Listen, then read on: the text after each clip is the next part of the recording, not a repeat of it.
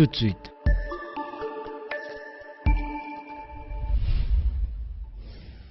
Le journal.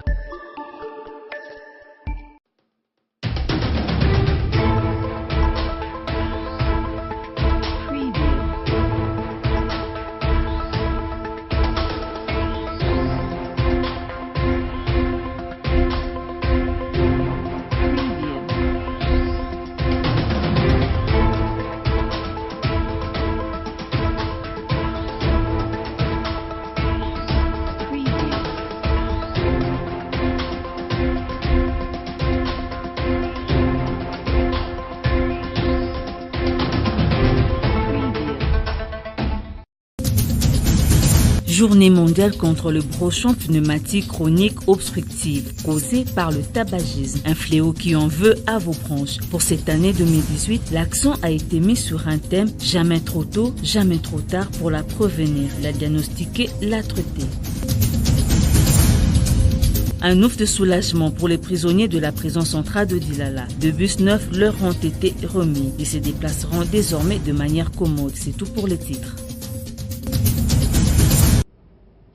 Madame, Monsieur, bienvenue dans ce journal.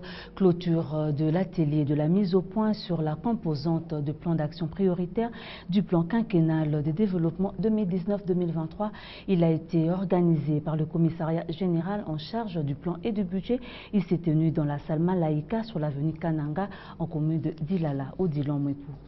Acteurs des cabinets de différents ministères, conseillers et membres des services techniques du gouvernement cogitent la vision, la province, la présentation des piliers stratégiques, autant des points abordés au cours de cet atelier. Il avait sa raison d'être. Cet atelier est très important parce que c'est un atelier de mise au point des priorités du plan d'action que nous avons au niveau de la France de Malaba. Alors c'est un atelier qui va nous permettre finalement plus ou moins actualiser notre plan d'action par rapport à certaines priorités de la province. Des ateliers de cette rampe pour un gouvernement à la porte de sortie, cela suscite un questionnement. Vous devrez retenir que nous devrons en principe assurer la continuité. Ce n'est pas parce que le gouvernement en place est en train de partir de 6 mars qu'on doit arrêter de tourner, qu'on doit arrêter de fonctionner. Donc, nous devons travailler comme si toutes les choses devaient rester pareilles. Donc, même si on est appelé à partir, néanmoins, nous devons préparer pour ceux qui viennent un outil de gestion qui pourrait leur faciliter la tâche. Les experts ont apprécié le travail et ont validé le plan quinquennal et quelques préoccupations et recommandations ont été formulées. Le monde entier célèbre la journée de la télévision chaque 21 novembre, moyen de communication adéquate pour la transmission des certaines. Des personnes s'en méfient parfois suite à la diffusion de certaines images qui n'édifient pas. Une bonne gestion des enfants en cette matière est une chose importante. Naomi Banza. De la musique, des émissions, des informations, autant de choses qui égayent. Les gens y trouvent un moyen de délectation, mais parfois ils sont déçus. Ce qu'on fait passer sur d'autres, ce n'est pas à l'âge des enfants comme moins de 10 ans. Ce qu'on fait passer, c'est pas bien. Des mesures parcimonieuses s'imposent ainsi. Il faut suivre la télévision en famille. Je ne donne pas l'occasion de tout suivre, puisqu'il y a de ces chaînes-là qui ne me donnent même pas le courage, ou qui me donnent le courage de suivre la télévision avec les enfants ou avec mes petites sœurs. L'histoire là d'amour, de s'embrasser. Bon, avec mes enfants, quelle éducation que je peux vraiment donner à mes enfants. C'est pourquoi je n'aime pas. Pour éviter ce type de déboires, ce service des programmes doit être diligent par rapport à la diffusion des images et des vidéos qui peuvent conduire à la dérive. À la télé, ce n'est pas toute chose qui peut passer. Il faut sélectionner ce qu'il faut faire passer, il faut censurer ce qui doit passer, parce qu'on constate pour le moment, surtout les chaînes internationales, on diffuse n'importe quoi. Et ça arrive de moment quand vous suivez une série ou un film avec les enfants, à un certain niveau, vous allez vous gêner. Donc ils mettent du n'importe quoi et pourtant ils doivent censurer avant de mettre, que ce soit une série, que ce soit un film. Ils doivent censurer parce que les enfants ont aussi ce droit-là de suivre la télé, de suivre le film, de suivre une série, mais que ce soit censuré. La télévision permet de rapprocher le monde à l'instant de Wangu Télévision, disponible partout au monde, en direct sur son site internet. Célèbre chaque 20 novembre. Parlons aussi de la journée mondiale de la bronchite pulmonaire célébrée ce même 21 novembre. Cette maladie est surtout récurrente chez le fumeur et a des conséquences néfastes. L'arrêt de consommation de la cigarette est l'un des grands moyens de prévention. Mika Tenga. Ken Mukendi est un vendeur de cigarettes. C'est son gagne-pain. Il ne se reproche de rien. Pour lui, aucun préjudice découle de la consommation de la cigarette. Si elle est faite avec une bonne alimentation, il ne le fait pas sciemment. Il n'est pas donc au parfum. Quelqu'un qui fume et qui vieillit, vraiment, se laisse voir. Il faut qu'il soit en bonne santé. La bonne santé provient que quand la personne mange bien, malgré il fume, il mange bien. Quand la personne ne mange pas bien, il provoque aussi la maladie. Pourtant, c'est une terrible aberration. Comme vous le savez, en termes simples, c'est la maladie qui concerne le bronche et le poumon.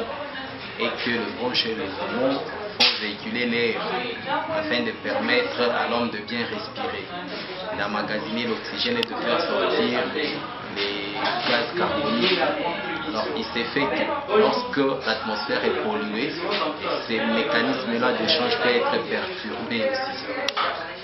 Alors, ça peut être perturbé par plusieurs mécanismes.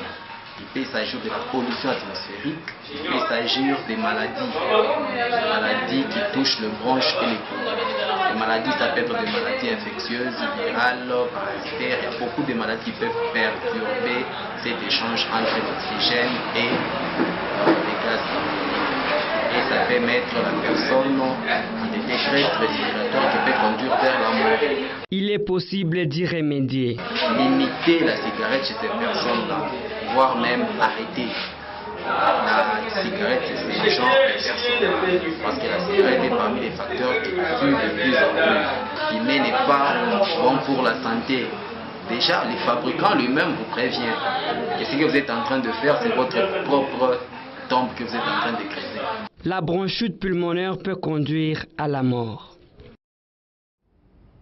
Le gouvernement provincial vient de doter 2 bus neufs à la prison centrale de Dilala. Ils ont été remis ce mercredi 21 novembre au procureur général, un ouf de soulagement pour les prisonniers qui étaient transportés dans des conditions désolantes. Une fois de plus, Mika Tenga. Ils sont condamnés, ils doivent aller en prison et y passer leur séjour, mais ils doivent être déplacés du tribunal où le jugement est rendu vers les lieux carcérales. Les conditions étaient affreuses, ça n'est fini. Ils peuvent désormais souffler. Des bus pas tout neufs avec des dispositions sécuritaires croustillantes. L'arrivée de ces bus tombe à pic. Nous avions des difficultés pour évacuer des détenus, non seulement des offices pour la prison, mais aussi pour transférer certains détenus dans des camps de détention comme à Boulou. Maintenant, nous sommes fiers de cette acquisition. Ça nous permettra d'améliorer nos conditions de travail. Et ça rentre aussi dans le cadre de la modernisation de nos services de justice ici dans les Lualaba. Les prisonniers ne sont pas parfois à diaboliser. Ils doivent aussi vivre dans des conditions dignes. Ceux-là qui sont condamnés soient pris dans de bonnes conditions vers des lieux de détention. Nous n'avons pas hésité une seule fois à commander ces bus pour que le travail se fasse dans le respect de la dignité humaine. Voilà le sens de cette commande. Donc c'est mis à la disposition de notre justice. Désormais, c'est dans ces bus qu'ils seront ramenés vers la prison. Le gouverneur du Lualaba a exprimé son désir de voir la campagne électorale se passer en toute quiétude. Il a exhorté les candidats à adopter une attitude responsable durant cette période électorale. On écoute Richard Mouyège, gouverneur du province. Le processus électoral annoncé par le chef de l'État arrive à son étape la plus importante, l'organisation des élections. Demain, c'est la campagne qui commence. Nous avons plusieurs candidats au niveau présidentiel, au niveau national et au niveau provincial. Nous voudrions que tous les candidats fassent leur campagne en toute sérénité. Nous rappelons aux candidats que la campagne, c'est un débat. C'est un débat, ce n'est pas une bagarre. On n'est pas ennemis, on est adversaires. Donc il faudrait, dans le langage, observer les règles de l'élégance politique, respecter les autres candidats, éviter l'injure, éviter la calomnie, éviter tout ce qui peut conduire à la violence. Notre peuple n'a pas besoin de ça. Voici bientôt 3 ans que le nouveau gouvernement provincial est là. Il y a eu beaucoup d'efforts pour rapprocher, beaucoup d'efforts pour fédérer. Aujourd'hui, nous estimons heureux, la cohésion est là, la cohabitation est pacifique.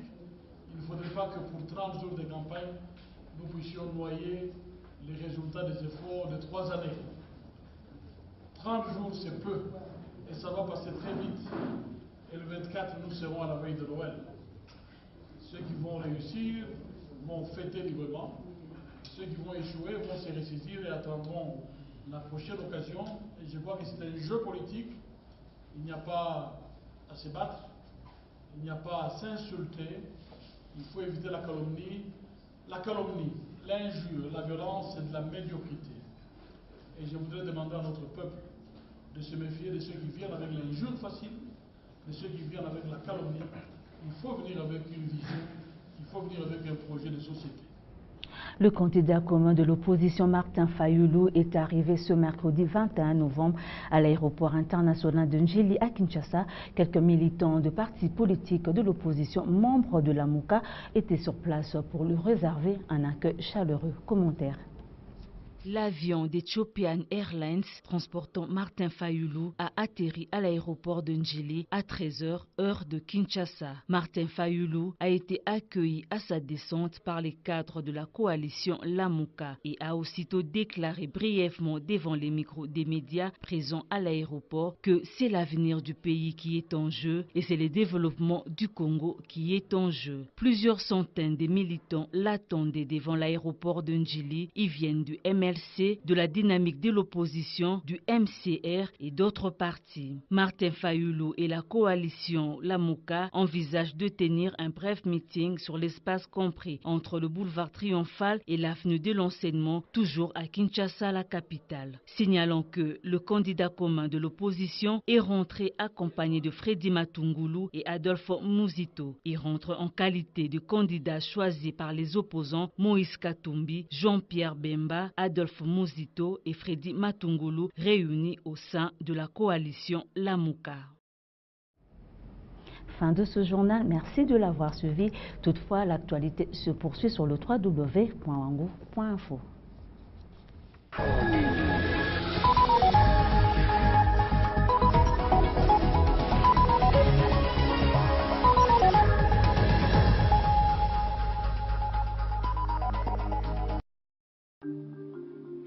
Qui fait quoi? À vous de juger. Kakwata.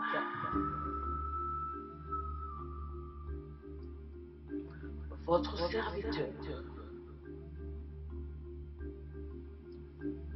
Mutoto Wakolwezi.